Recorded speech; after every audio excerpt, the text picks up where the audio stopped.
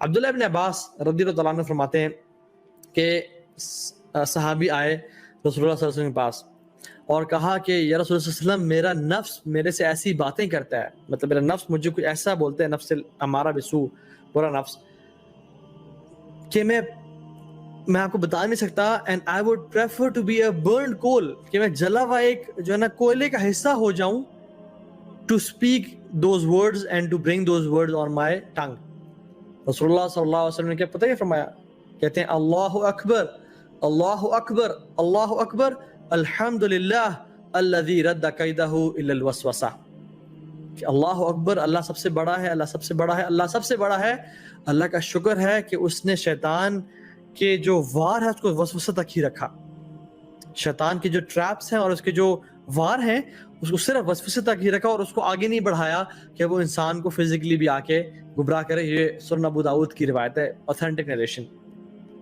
تو اس میں اب دیکھیں جتنے بھی پوائنٹس ہیں، صحابہ ایک نیگیٹو وہ بات لے کے آ رہے ہیں کہ ہمیں ایسے خیالات آتے ہیں اور اللہ کے رسول ان کو پازیٹیو میں اور اس آپٹیمسٹک رسپانس دے رہے ہیں. کبھی کہہ رہے ہیں کہ جان لو کہ یہ ایمان صرف ایمان کی نہیں، صریح الایمان، کھلے ایمان کی نشانی ہے.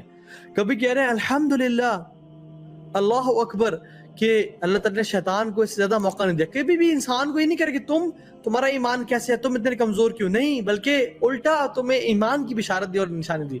تو جان لیں کہ جو ایمان والے ہیں نا ان کو ایسے خیالات آتے ہیں، جو دین کو پریکٹس کرنا چاہ رہے ہیں، جو علم حاصل کرنا چاہ رہے ہیں، جو جہنم سے اپنے آپ کو بچانا چاہ رہے ہیں، ان کو ہی ایسے خیالات آتے ہیں.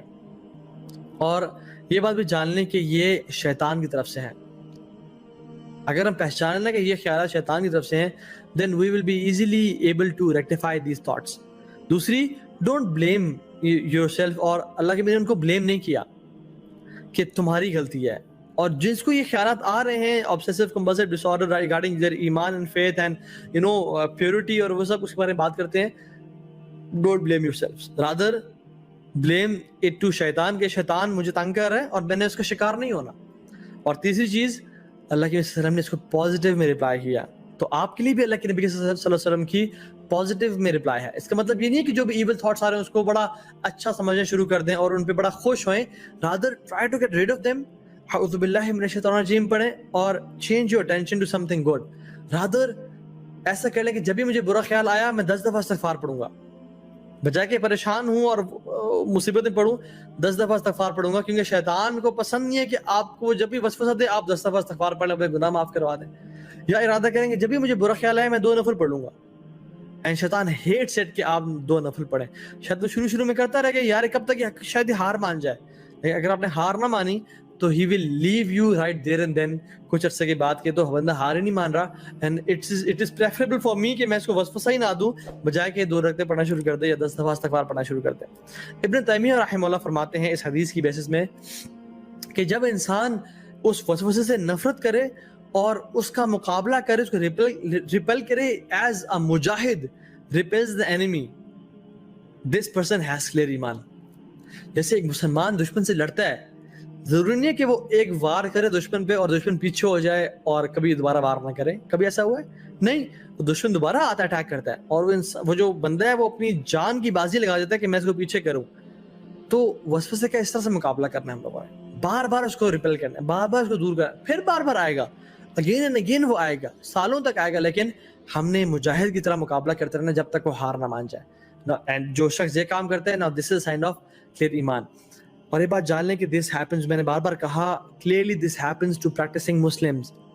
This happens more with those people who want to gain the pleasure of Allah subhanahu wa ta'ala، جو کہ اللہ کی طرف بڑھنا چاہ رہے ہیں.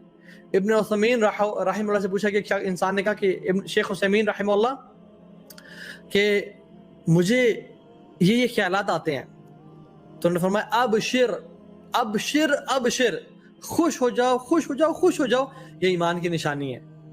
وہ کیا کہہ رہے ہیں؟ مجھے ڈاؤٹس آتے ہیں، شیخ عثیمین رحمہ اللہ کہہ رہے ہیں کہ تم خوش ہو جاؤ کہ یہ تمہارے ایمان کی نشانی ہے.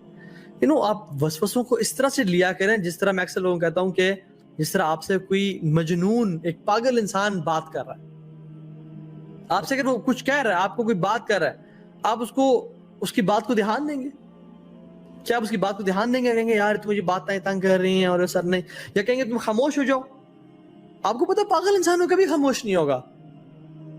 You will just do it, you will not pay attention to it and move on, do your business, do your job.